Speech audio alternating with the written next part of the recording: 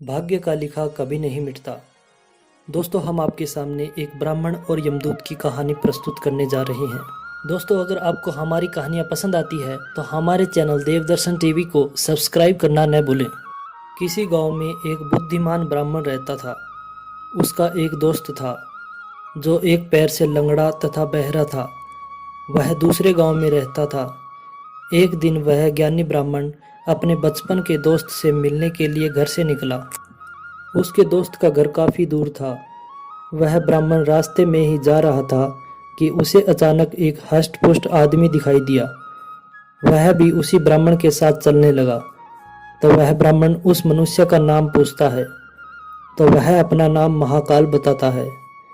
वह ब्राह्मण भी सोचने लगा कि मुझे भी काफ़ी लंबा जाना है, चलो एक साथ मिल गया जिससे रास्ता आसानी से कट जाएगा। अब ब्राह्मण और महाकाल दोनों साथ साथ चल रहे थे कि अचानक एक गांव आ गया। तब महाकाल ने उस ब्राह्मण से कहा कि तुम चलो और मुझे इस गांव में थोड़ा काम है, मैं अभी आ रहा हूँ। थोड़ी ही देर में उसी गांव में एक भैंस ने एक आदमी को लात मार दी। थोड़ी ही देर में महाकाल उस ब्राह्मण के पास आ गया और बोला कि चलो। फिर वह ब्राह्मण उस महाकाल के साथ चलने लगा। थोड़ी दूर जाने पर फिर एक गांव आया तो महाकाल उस ब्राह्मण से बोला कि मुझे इस गांव में थोड़ा सा काम है, मैं अभी आ रहा हूँ। थोड़ी ही देर में उस गांव में आग लग गई। वह ब्राह्मण सोचने लगा कि यह आदमी जहाँ जाता है तो वहाँ कोई न कोई घटना जरूर घटती है। अतः उस ब्राह्मण ने महाकाल से पूछ लिया कि भाई तुम कौन हो। ब्राह्मण की बात सुनकर महाकाल बोला कि मैं यमदूत हूँ, मनुष्य के प्राण हरण करना मेरा काम है। उसके बाद ब्राह्मण महाकाल से पूछा कि तुम यमदूत हो तो ये बताओ कि अगली मृत्यु किसकी होने वाली है। तब महाकाल ने कहा कि अगली मृत्यु तुम्हारे उसी मित्र की होने वाली है जिससे तुम मिलने के लिए जा रहे हो। वह ब्राह्मण सोचने लगा, यदि ऐसी बात है तो मैं अपने मित्र से मिलने नहीं जाऊंगा। महाकाल ने ब्राह्मण से कहा कि तुम जो सोच रहे हो ऐसा कुछ भी नहीं होगा, होनी अटल है इसलिए होकर रहेगी।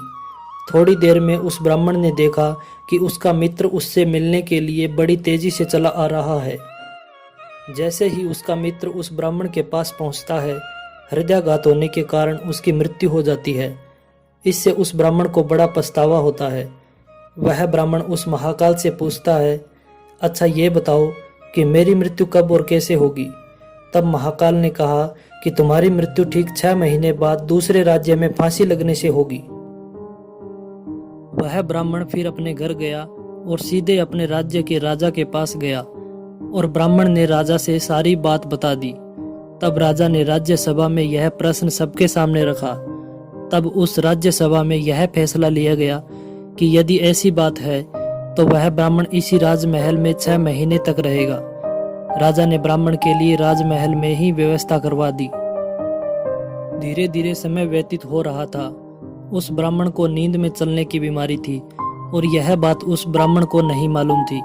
जिस दिन उसकी मृत्यु होने वाली थी उसी रात्रि को ही वह ब्राह्मण राजमहल से निकलकर दूसरे राज्य के राजमहल में जाकर राजा के शयन कक्ष में राजा और रानी दोनों के बीच में जाकर सो गया।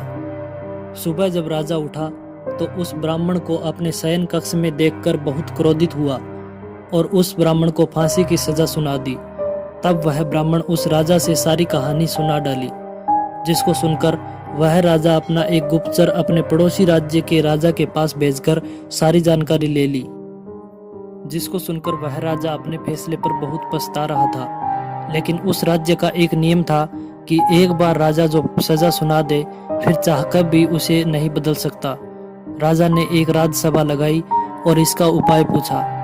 तब उस राजसभा में यह फैसला लिया गया कि एक पतले धागे का फंदा बनाकर आप ब्राह्मण को पहनाकर अपना वचन पूरा कर लीजिए। फंदा पतला होने के कारण ब्राह्मण की मृत्यु भी नहीं होगी और आपके फैसले की लाज भी बच जाएगी। तब एक पतले धागे से फांसी का फंदा बनाया गया और उसके अगले दिन ब्राह्मण के गले में डाल दिया गया और फंदे को खींच दिया गया। सभी ने यह सोचा था कि ब्राह्मण को कुछ नहीं होगा, लेकिन उस पतले धागे की वजह से उस ब्राह्मण का गला कट गया और खून तेजी से निकलने लगा। दोस्तों, हमारे भाग्य में जो लिखा होता है वो हर हाल में होकर ही रहता है, उसे बदला या काटा नहीं जा सकता। उस ब्राह्मण ने अपने बचने के कितने उपाय किए, लेकिन मृत्यु के आने पर कोई उपाय काम न आया तथा उसकी मृत्यु हो ही गई। मैं आशा करता हूँ कि एक ब्राह्मण और यमदूत की कहानी आप सभी को बहुत पसंद आई होगी। हमारी इस वीडियो को अपने फेसबुक, व्हाट्सएप, इंस्टाग्राम पर ज़रूर शेयर करें। आप हमारे चैनल को ज़रूर सब्सक्राइब करें ताकि आपको हमारे लेटेस्ट वीडियो का नोटिफिकेशन प्राप्त हो सके। आप सभी का दिन मंगलमय हो।